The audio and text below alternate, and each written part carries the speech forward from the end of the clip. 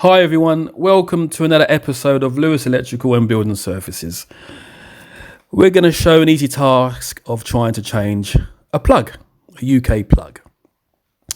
Okay, the plug you see here, there was an overload problem where it was burnt out, and the adapter that was used was a Nigerian adapter.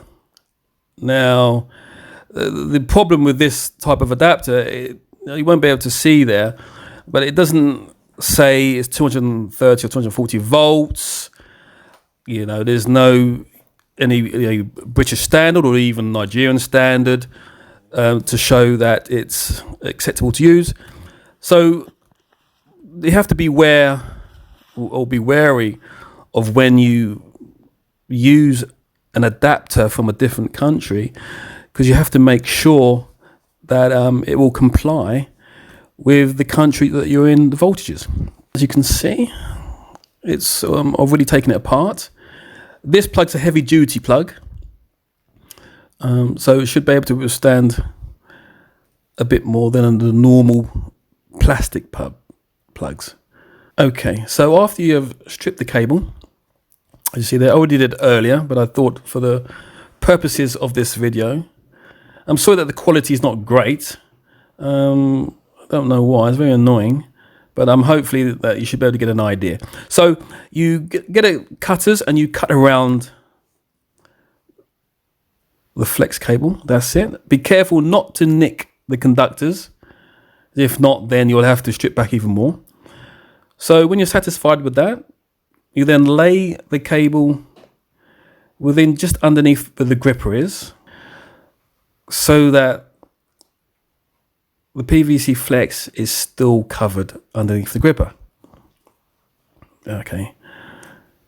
From there, that's it, just getting the camera right. Okay. From there, you make sure, that's it. Okay, so from there, you then measure the length where the neutral should go, which is the blue wire. So when you've got the right length, you then cut off the end, okay? And again, strip it back, being careful not to go through the strands of the copper conductors within the cable. That's it. When you've cut it off, twist it, and then slightly bend it over.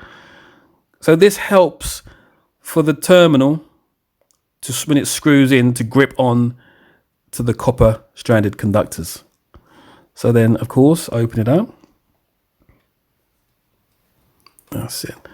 And then put it in. Can be quite fiddly, but I'm sure you'll get there.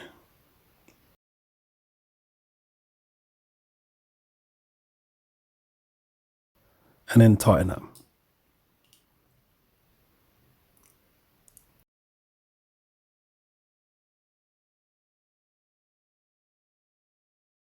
Okay. Okay, so from there, you put it back so that it's underneath the gripper. Measuring it. And then you do the same to the earth. Measure it correctly.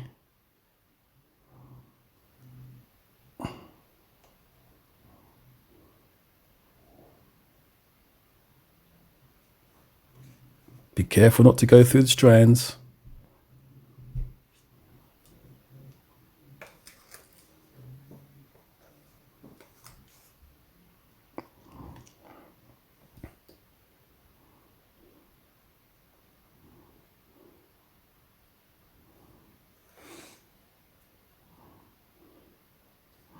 Always when you are putting the conductor into the terminal, make sure that it's tight.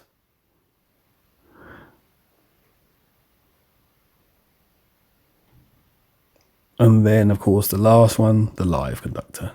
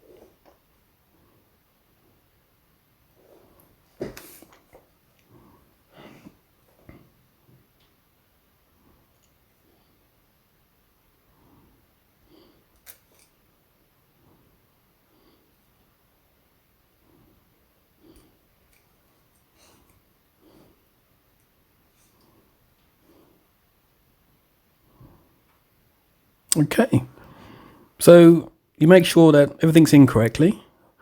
Put it all back together. Can be a bit fiddly, as always with these plugs.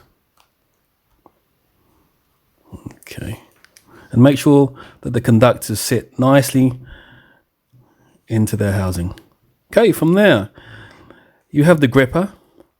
Sometimes when they factory sell it, it's the wrong way around.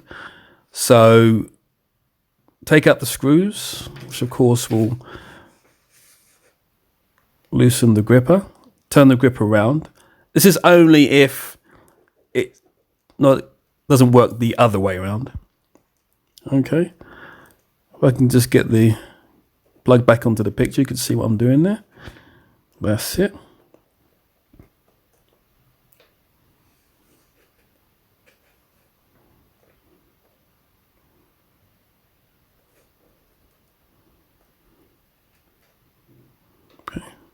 Bit fiddly. And again, see, get the proper tool.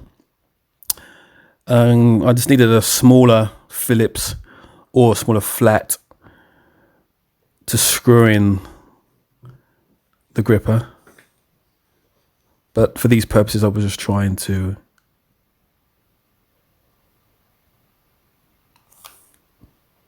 tighten up.